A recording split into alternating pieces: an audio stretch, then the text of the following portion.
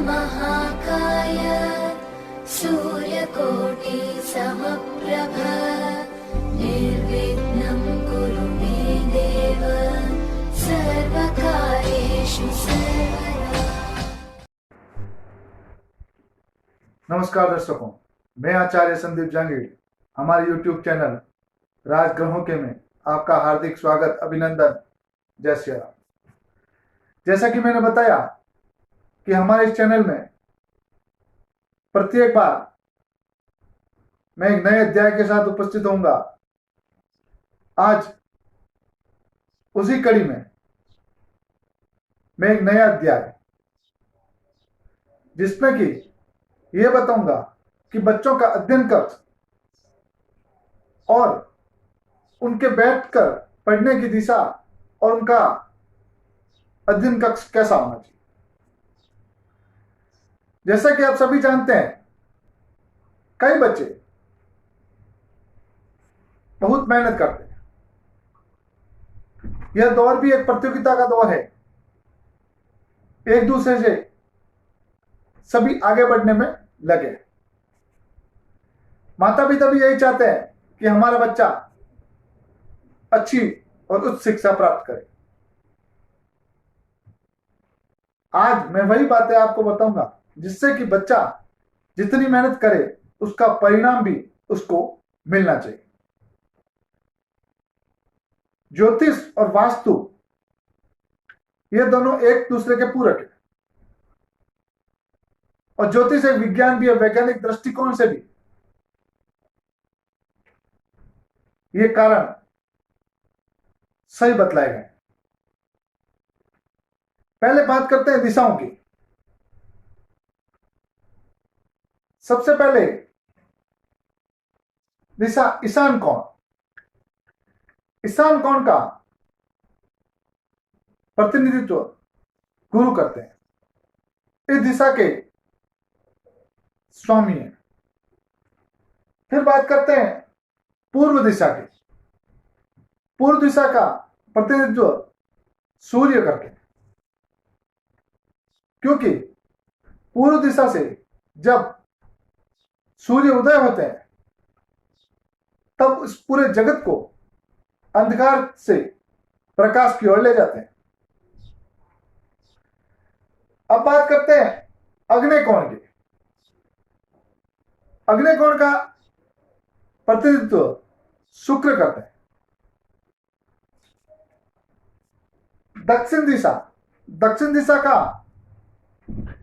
प्रतिनिधित्व मंगल करते हैं। नैऋत्य कोण का प्रतिनिधित्व राहु करते हैं। पश्चिम दिशा का शनि, वायव्य कोण का चंद्र और उत्तर दिशा का बुध। अब बात करते हैं इन 8 दिशाओं के स्वामी को मैंने आपको बताया। अब इनमें से शिक्षा के लिए कौन सी दिशा उपयुक्त? सर्वप्रथम घर में बच्चों का अध्ययन कक्ष उत्तर या पूर्व में होना चाहिए। इनके दरवाजे भी अगर हो सके तो इन्हीं दिशाओं में खुलने चाहिए और खिड़कियां भी हो सके तो इन दिशाओं में हो, तो यह शिक्षा के लिए यह कक्ष बहुत ही उत्तम हो जाएगा। जब बच्चे पढ़ाई करते हैं तब उनका मुंह उत्तर या पूर्व की तरफ होना चाहिए। उत्तर जिस दिशा का स्वामी बुध है, जो कि बुद्धि के कारक है, और पूर्व जो कि सूर्य इस पूरे जगत को अंधकार से प्रकाश की ओर ले जाने वाला। शिक्षा भी यही काम करती है कि बच्चे देश का भविष्य है और वही बच्चे एक नए समाज का निर्माण करते हैं। गुरु जो कि ईशान कोण का प्रतिनिधित्व करते हैं। जब भी इस तरफ पूर्व ईशान कोण या उत्तर की ओर मुंह करके बच्चा पढ़ेगा, उसको एकाग्रता और शीतलता के साथ पढ़ने में रुचि होगी। पहले काल में जब बच्चे गुरुकुल में शिक्षा ग्रहण करते थे, तब धरती पर बैठकर उन्हें गुरुजन शिक्षा देते थे। आजकल प्रत्येक घर में बच्चों के लिए स्टडी टेबल का होना आवश्यक हो गया। बच्चों का स्टडी टेबल उत्तर और पूर्व दिशा की ओर लगा, जिससे कि उनका मुंह उत्तर और पूर्व दिशा में ही रहे, उनकी पीठ पश्चिम और दक्षिण दिशा की ओर है। स्टडी टेबल को दीवार से कभी भी सटा कर नहीं लगाना चाहिए। उसको जितनी हो सके उतनी उचित दूरी बनानी चाहिए, क्योंकि बच्चा जब लगातार 2-3 घंटे उस पर पढ़ता है, तब बच्चे के आंखों में भारीपन, जलना इत्यादि हो जाती है और वह थोड़ा सा अपनी आंखों को आराम देना चाहता है। जब स्टडी टेबल दीवार से बिल्कुल चिपकी हुई होगी, तब बच्चे की नजर उठते ही मुश्किल से 2 फीट की दूरी पर दीवार मिलेगी। उसको उसकी आंखों को इतना रिलीफ नहीं मिलेगा। जितनी दूरी होगी उतनी बच्चों की आंखों में ठंडक सी महसूस होगी। आप यह गौर भी कर लें कि जिनके इस तरह से टेबल लगी हुई है दीवार से सटक कर, और जो रोज के 5-7-8 घंटे पढ़ाई करते हैं, उनके आंखों की परेशानी भी काफी हद तक बढ़ गई। बच्चों के रूम में स्टडी टेबल के ऊपर ही उनकी किताबें इत्यादि रखने के लिए एक रैक सी बनाई जाती है। उस रैक को उनके ऊपर, स्टडी टेबल के ऊपर न बनाएं, नहीं तो वह हमेशा मानसिक तनाव में, शिक्षा का मानसिक तनाव जो है उसमें रहेंगे। उस रैक इत्यादि को, उनकी किताबें रखने के स्थान को दक्षिण या पश्चिम दिशा में जहां उपयुक्त हो, वहां उसको बनाएं।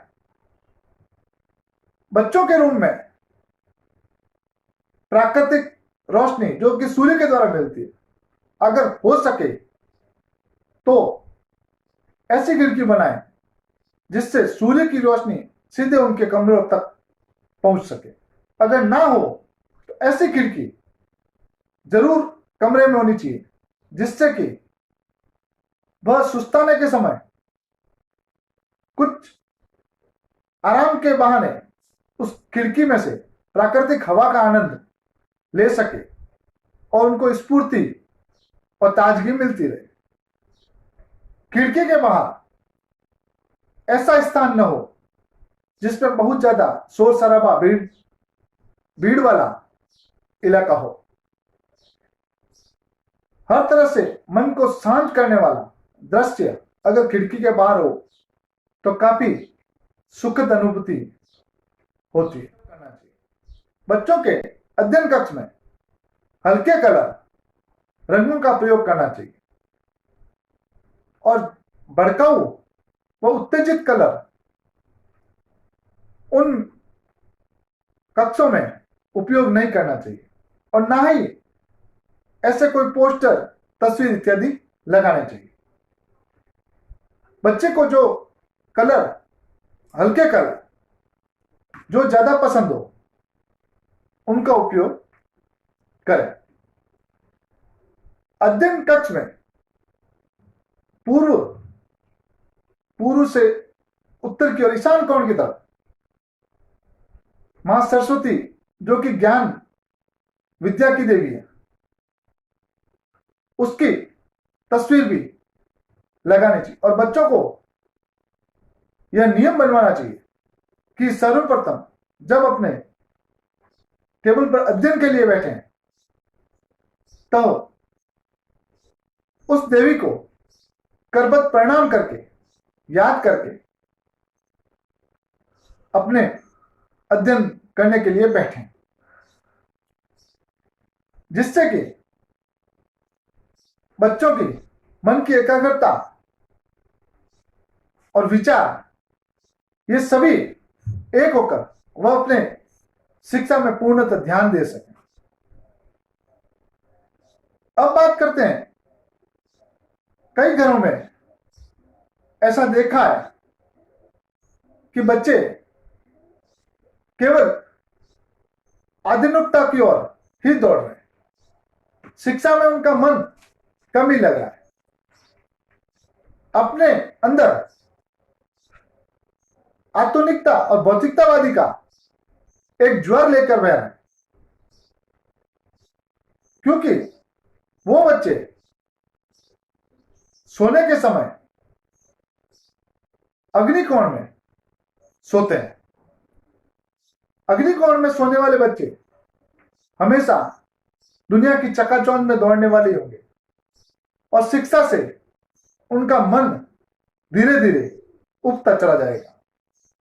वही नेतृत्व कौन, राहु, अगर बच्चे उस दिशा में सोते हैं तो बच्चे बड़े जिद्दी, माता पिता का कहना न मानने वाले, और जो कार्य करने के लिए मना कर दिया हो उस कार्य को वो अवश्य करेंगे, ऐसी उनकी विचारधारा बन जाती है। बच्चों को सोने के लिए उपयुक्त कमरा भी पूर्व उत्तर की दिशा में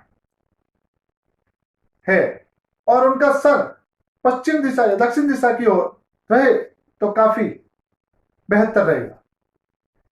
आजकल के युग में काफी घरों में